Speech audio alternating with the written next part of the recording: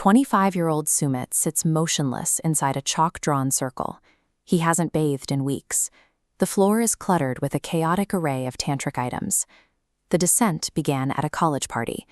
In front of his peers, Sumit confessed his feelings to Parul, the daughter of a powerful business tycoon. Her response was a violent slap to the face and a public lecture on the vast class divide between them. She told him her servants lived in houses worth twice his own and warned him never to cross that boundary again. Sumit retreated into total isolation. He stopped answering his phone and moved into an abandoned family bungalow, spending his days staring at a laptop screen. The initial heartbreak curdled into a cold, predatory focus. He began researching obscure rituals, moving past mainstream folklore into the deep fringes of occult practice. By the time he discovered the video detailing the Karn Pishachini, his mental state had shifted. He no longer saw a terrifying myth. He saw a functional tool for the specific brand of destruction he craved. This pursuit brought him to Pushkar Ghat. Among the hundreds of ascetics, he sought those who held the ancient, secret keys to the Karn Pishachini, an entity said to grant any wish, provided the summoner could survive the trial. An Agori monk spotted Sumit and issued a final warning. He explained that while the Pishachini provides everything her summoner asks for, she simultaneously turns the summoner's reality into a nightmare.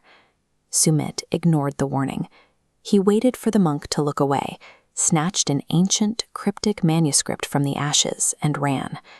The monk's voice echoed through the trees, calling him a fool for knocking on a door from which no one ever returns. Sumit tightened his grip on the manuscript and drove home. Inside the bungalow, the ritual required 11 nights of absolute endurance. Sumit sat within the protective circle, refusing all food and water while chanting the mantras extracted from the stolen text. By the final night, his physical condition was horrific. His lips were cracked, his breath was shallow, and he was hallucinating from exhaustion.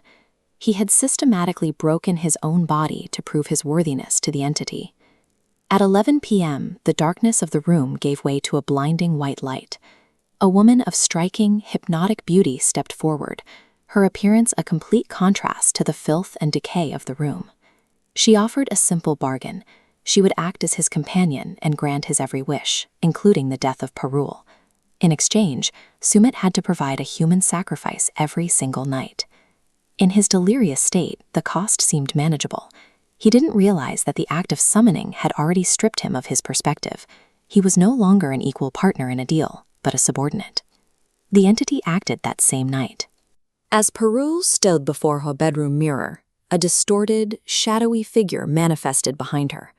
A single, panicked scream rang through the mansion before the silence took over. Sumit woke to the news. The billionaire's daughter was dead. He felt a brief surge of satisfaction, watching the televised reports of the tragedy he had engineered. The satisfaction evaporated when the sun went down. The entity returned, her voice now a cold, jarring command. The debt for the first wish was due. Sumit fell into a trance-like state, his body moving without his consent. Guided by a will that wasn't his own, he began the work of securing the entity's first payment. The fulfillment of his revenge served as the trap's primary trigger. By accepting the death of his enemy, Sumit had signed a contract that would become more expensive with every passing night. After days of silence, Sumit's sister and friends broke into the bungalow. They were met by a foul, heavy stench and the sight of Sumit muttering to a corner of the ceiling. They found the bodies in the next room. Sumit had already paid the entity's price, using his own mother and father, his mind completely fractured by the realization of what he had done under the entity's influence. When the friends tried to pull him away, the entity's disguise vanished. She stood before them with a black, serpentine tongue and eyes that glowed like embers, preparing to claim the next offering. The entity had successfully outsourced her violence. Sumit had become the physical instrument used to systematically erase his own bloodline. The Agori monk appeared in the doorway, armed with the knowledge Sumit had stolen. He immediately began constructing a complex yantra on the floor with red powder, lighting lamps to anchor the counter-ritual. The monk's mantras shook the room, clashing with the entity's shrieks. As the holy oil burned, a vortex of smoke began to pull the Pishachini's form apart, dragging her back into the void from which she had emerged. When the smoke cleared, the entity was gone, but the room was still filled with the remnants of Sumit's crimes. He was physically alive, but entirely broken. The monk left without a word of comfort. He had warned that the path ended in a living hell, and Sumit was now standing in the middle of it. Sumit sat alone in the ruins of the bungalow.